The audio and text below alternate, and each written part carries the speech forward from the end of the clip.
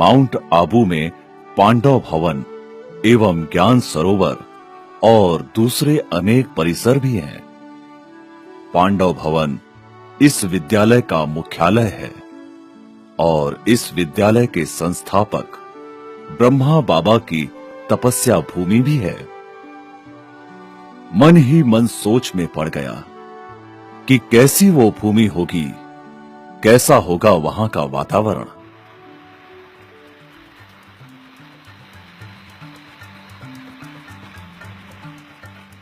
अगले ही दिन हम निकल पड़े पांडव भवन की ओर।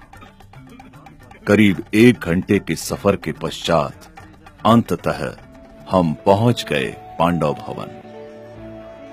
योगी बनो, पवित्र बनो का मंत्र प्रदान करता है ये विद्यालय का अंतर्राष्ट्रीय मुख्यालय, जिसे यहाँ के लोग विद्यालय के संस्थापक ब्रह्मा बाबा की कर्म भूमि भी मानते हैं।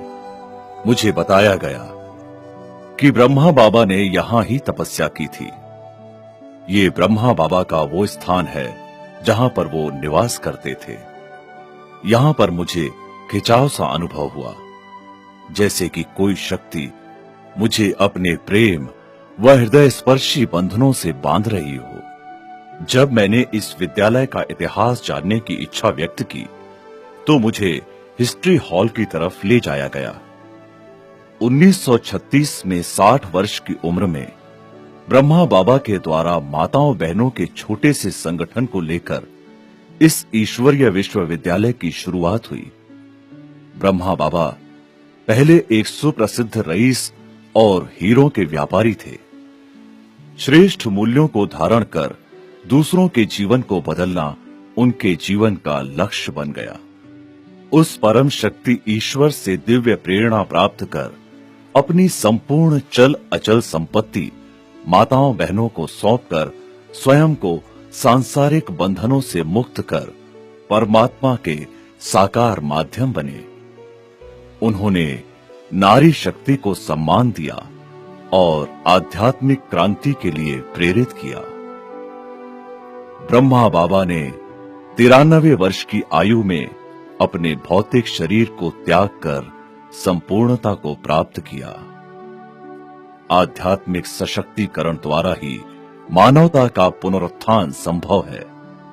ऐसा ही आध्यात्मिक शक्ति का अनुभव इस महाधाम पर पहुंचकर सहज ही होने लगता है।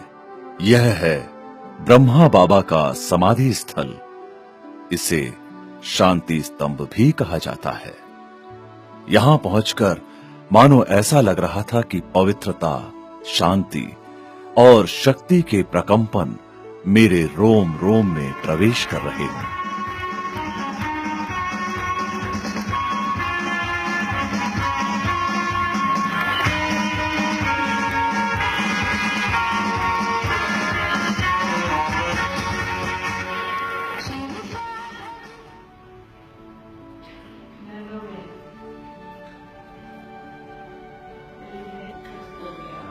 वर्तमान समय में इस संस्था का कारोबार दादी जानकी जी के द्वारा हो रहा है, जिनकी आयु प्रायः 95 वर्ष के नजदीक है।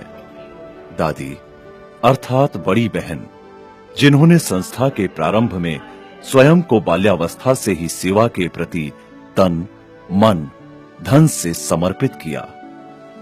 दादियों की उपस्थिति मात्र से ही पूरा वातावरण मधुरता एवं स्नेह से भर उठता है। ये दादियां बड़ी उम्र के बावजूद पूरे विश्व में अथक रूप से निस्वार्थ सेवा हेतु भ्रमण करती रहती हैं।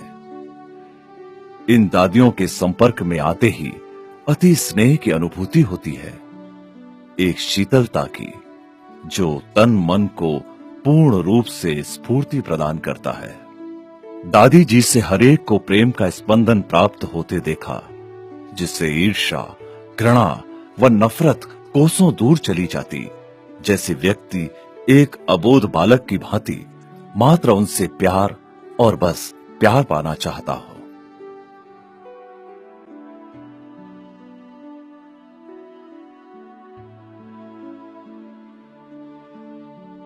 ओम अर्थात मैं आत्मा, शांति माना शांत स्वरूप। वास्तव में यही हमारा असली स्वरूप है, सत्य पहचान है। आईना तो मात्र बाह्य स्वरूप का दर्शन कराता है, परंतु यह ओम शांति भवन मुझे मेरे आंतरिक स्वरूप का दर्शन करा रहा था। यह भवन आज एक दर्शनीय स्थल के रूप में प्रसिद्ध है। इस भवन का निर्माण सन 1983 में किया गया था।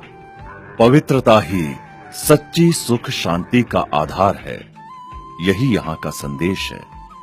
मैंने देखा कि यहाँ प्रत्येक भाई एवं बहन के मुखमंडल पर सहज ही मधुर मुस्कान होती है।